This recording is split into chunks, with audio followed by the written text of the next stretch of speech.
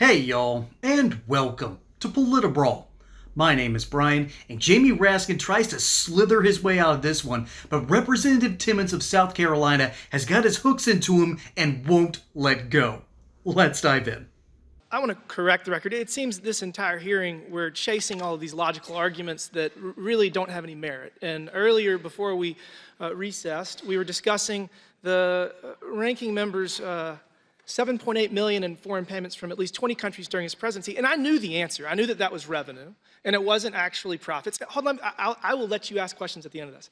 And you said, did I read the report? And so I did. And in the report, it actually specifically says these included payments from foreign governments and foreign government-owned or controlled entities to properties owned by Donald Trump, including Trump International Hotel in D.C., Vegas, Fifth Avenue, and this is my favorite, Trump World Tower at 845 United Nations Plaza in New York. So let's just use that one alone, because if you go down to page 20, footnote 23, it actually clarifies where this money came from to include the amount of money.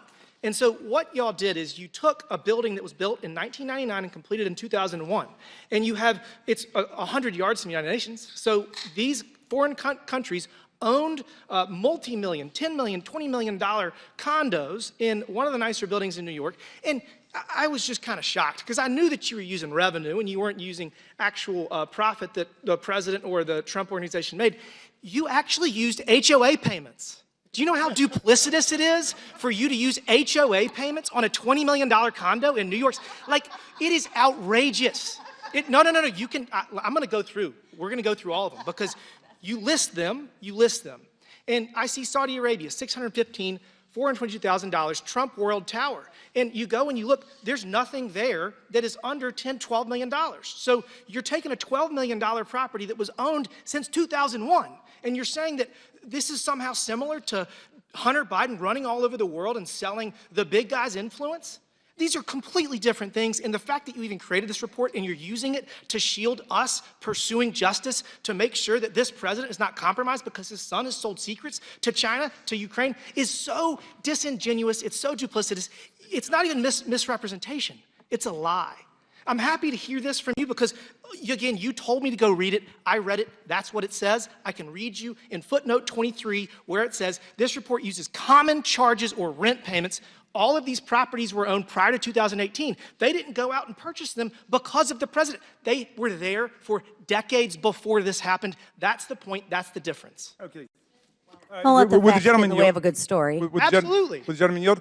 Thank you, my dear friend, for engaging in substance and not ad hominem attack. I very much appreciate that. Having said that, some of the payments, first of all, you said that there are lies in here. Can you find one factual inaccuracy? So there's not one. For you to in tell fact, the you're quoting us. You're quoting us. my time. But let me make this point.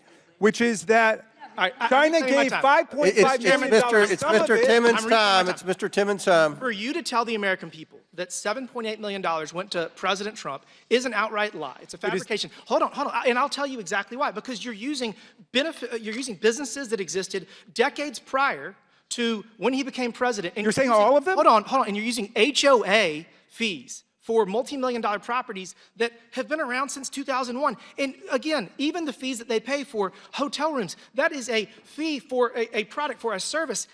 There's no service with Hunter Biden other than influence of the vice president or the president of the United States, and that is why we are here, because he will not answer questions in the exact manner that you have required for last Congress and the Congress before that. Ladies and gentlemen, this is just your daily reminder that the Democrat Party just looked the other way when Hunter Biden's hand was caught in the cookie jar, okay? He was literally selling the influence of the big guy. Who was the big guy? Joe Biden himself. There are ways to make money in politics, and I talk about this all the time, but one of the easiest ways is just book tours, speaking deals where you go out and you talk to students across different campuses and they'll pay you money to come there and say your piece.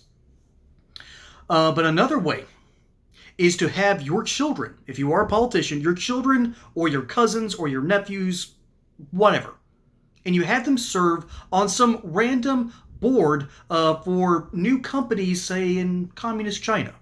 Or in this case, how about on the brand spanking new oil boards that was just created after the CIA decided to topple the current regime of the Ukrainian people in early 2014, months after discovering the same exact kind of oil that they found in the shale oil fields of North Dakota, Saskatchewan, and parts of South Dakota. Not to mention Montana as well. Yeah, I think that reeks of corruption. But y'all tell me, what stinks of corruption a little bit more to y'all? Someone who has been working in the New York real estate business for decades, almost 50 total years, who has been in that business, who has sold to hundreds of thousands, maybe even millions of tenants at a certain point, and those tenants happen to have included at one point or another foreign dignitaries. Now, which one is more ripe for corruption? The one that randomly says, hey, I'm going to run for president, or the candidate who has had his child gallivant across the world, gallivant off to Ukraine to serve on a random oil board even though the son had no experience, to give away secrets to the Chinese Communist Party and, by the way, the Romanian government. We know of these three paper trails that lead directly from Hunter Biden and indirectly to the big guy, not to mention Joe Biden's brother. Yeah, it's got to be the latter, not the former. The former sounds like legitimate businesses. And what Jamie Raskin is doing here, and by the way, Representative Timmons is doing a fantastic job representing South Carolina. And he's a real testament to that state, even though that there's historically been a beef between Georgia and South Carolina. Only on paper, though. Love the people across the Savannah River. But Jamie Raskin is actually impressed that some representative has something of substance to say. Congratulations, thank you for playing in the big leagues. Oh, give me a break. I used to respect Jamie Raskin a ton. I think this was the moment I actually lost all respect for the dude, because he admits then and there that he's just playing in his own little version of political theater, and this is one way of recognizing someone else's game. Congratulations, buddy. You're good enough to be in the big leagues. Ugh. We're talking about corruption here, ladies and gentlemen. We're talking about the misuse of money. We are talking about selling someone's influence by peddling it through access to their son, which we have Joe Biden on a hot mic admitting. All right? He did this in 2014. The paper trail is real. The Hunter Biden laptop is real. You want to know why we were obsessed with a laptop? Because it contained the bank records, it contained the emails, it contained all the information that could have led right back all the way up. We found it. We've seen the documents. We have been able to subpoena the banks. But here is the ugliest truth of all. These people know it's still just a game. It's still just a game. And the reason it is because that corruption problem that I talked about, where basically politicians will have their kids on these foreign boards, yeah, it turns out we do this here in the United States.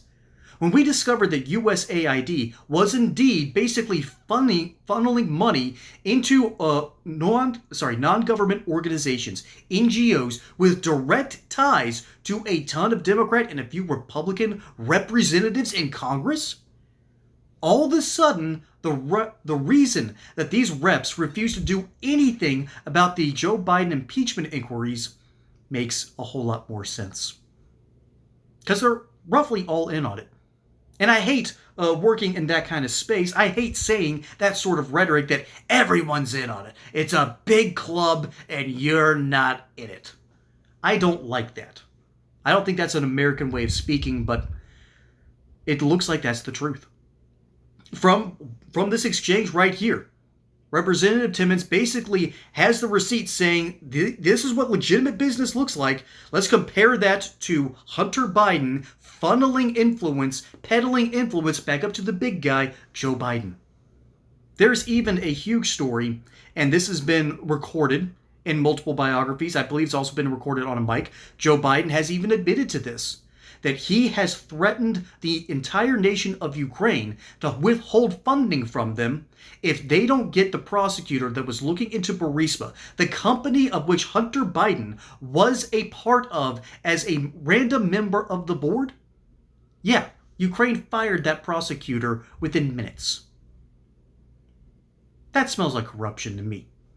That smells like someone trying to peddle his influence, trying to skim off the top, and basically take money not from the taxpayer, no, but by peddling influence, by picking and choosing winners in other countries. And they're wanting to put the spotlight. The Democrat Party and Jamie Raskin wants to put the spotlight on Trump instead. I think they need to put a spotlight in the mirror, but if that's the case, they would then blind themselves with the truth. And that's what would happen to them. They are all in on it in one way or another, and they know if anyone dares cross the line, breaks the veil, or reveals the truth, eventually those people are going to get edged out.